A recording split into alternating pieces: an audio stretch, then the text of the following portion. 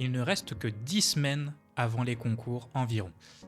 Il y en a beaucoup, voire la majorité, qui font une double vie dans leur prépa.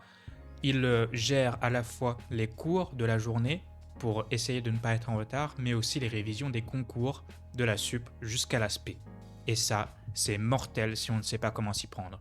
Et dans cette vidéo, je te propose un système hybride pour maximiser ton temps lors de ta préparation au concours, surtout sur une période aussi courte que celle de février jusqu'à avril. Alors, installe-toi bien. Avant qu'on aille plus loin, j'aimerais que tu fasses quelque chose ce soir en rentrant. Que tu listes tous les chapitres que tu as vus depuis le début de ta prépa et que tu utilises 2 couleurs. Le vert pour maîtriser et le rouge pour non maîtriser ou oublier. C'est vraiment important car sans ça, on ne peut pas avancer. Je t'offre aussi en description un PDF totalement gratuit sur les 10 erreurs qui plombent ta copie le jour J des concours. Reprenons donc depuis le début. Qu'est-ce qu'on fait concrètement ? Il faut aborder la journée d'une manière très solennelle, se dire que je ne peux pas perdre mon temps en cours à juste écouter le professeur.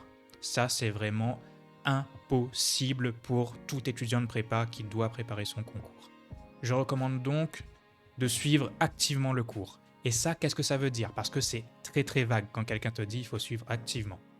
Moi, je le prenais comme un jeu, comme une compétition envers mon professeur. C'est-à-dire que quand il faisait une démonstration, un calcul au tableau, je me disais au brouillon ou de tête, qu'est-ce qu'il va dire ensuite ? Quelle est la prochaine étape de la démonstration ? Et c'est uniquement comme ça qu'on peut prétendre suivre activement le cours.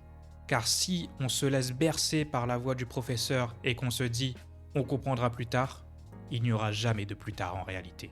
Car tu ne peux pas te permettre de passer 2 heures chaque soir à revoir le cours de la journée.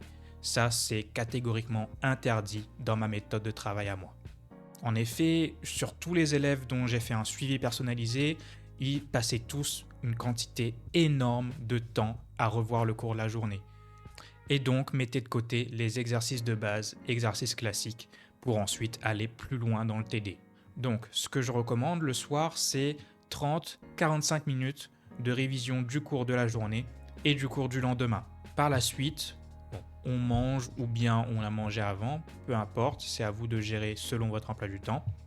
Mais ce que je conseille ensuite, c'est 1h30 voire 2 heures de bloc intensif. Mais je parle bien d'un gros bloc avec 1 voire 2 tâches à l'intérieur, pas plus. Donc quand je parle de tâches, c'est avancer sur le TD, continuer la préparation d'un DM ou préparer le DS qui arrive soit le mercredi, soit le samedi en fonction des prépas. Si on se disperse trop, on va tout toucher, mais brièvement. Et on aura l'impression de ne rien avoir fait au final. Et le week-end dans cette histoire ?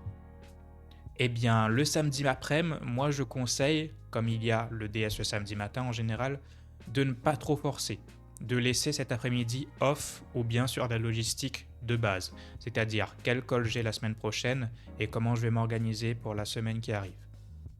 Et le soir, si on a la foi ou en début d'après-midi, peu importe, commencer à préparer l'école qui arrive pour s'avancer entre guillemets et se retirer une épine du pied.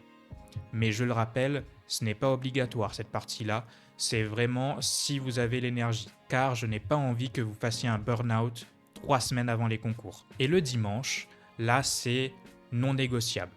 Généralement, ce que je fais, c'est que je demande à mes élèves de faire un sujet le matin et un début de corrigé ou bien analyse complète du corrigé pendant 1 voire 1h30 en début d'après-midi. Pourquoi c'est efficace ? Parce qu'on est obligé de manger du sujet pour préparer un concours. On ne peut pas préparer les écrits en ne faisant que des TD. Ça, c'est impossible. Tu n'auras jamais le recul nécessaire pour savoir déjà comment tu gères ton temps sur un vrai sujet. Même si tu les fais en DS, c'est pas pareil. Il faut s'entraîner. Un DS toutes les 5 semaines, ça suffit pas.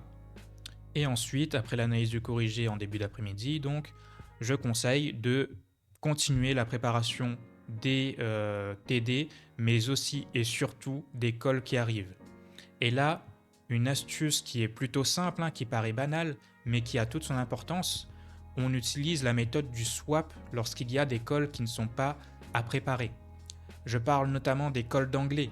qui ne sont pas vraiment nécessaires pour être préparé, comme l'école de maths ou l'école de physique par exemple.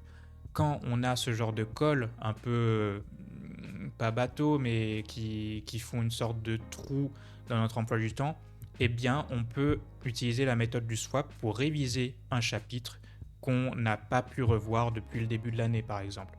Tous les chapitres de sup que tu penses avoir oubliés, ça c'est ce genre de semaine-là où tu vas capitaliser sur ce genre de swap.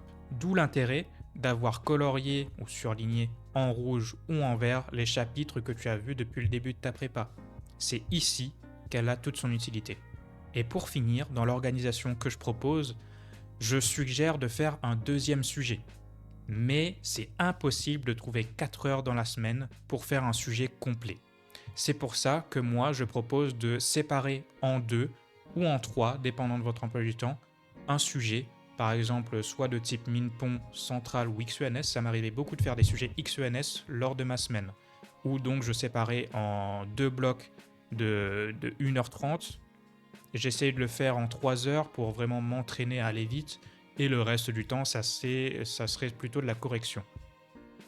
Donc à vous de gérer ça, c'est selon votre emploi du temps et de vos disponibilités, mais je conseille donc de faire 2 sujets pour la préparation d'un DS par exemple. Si vous avez DS de maths le samedi prochain, vous faites un sujet de maths concernant les chapitres de ce DS-là dimanche matin, vous le corrigez, et vous faites un deuxième sujet dans la semaine, séparé en 2 ou 3 blocs.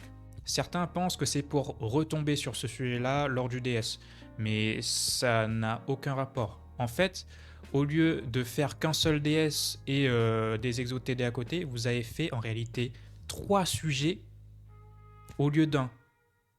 Mais c'est énorme. Et si vous faites ça chaque semaine, vous prenez de l'avance sur ceux qui ne bossent pas. Parce qu'il y en a. Et il y en aura toujours. D'ailleurs, pour ceux qui voudraient aller plus loin, j'ai bientôt fini ma formation détaillée pour réussir les écrits, notamment sur le concours Minpon. A priori, la formation devrait sortir le 14 février, alors reste connecté. Et sur ce, je te dis à la prochaine. Travaille bien.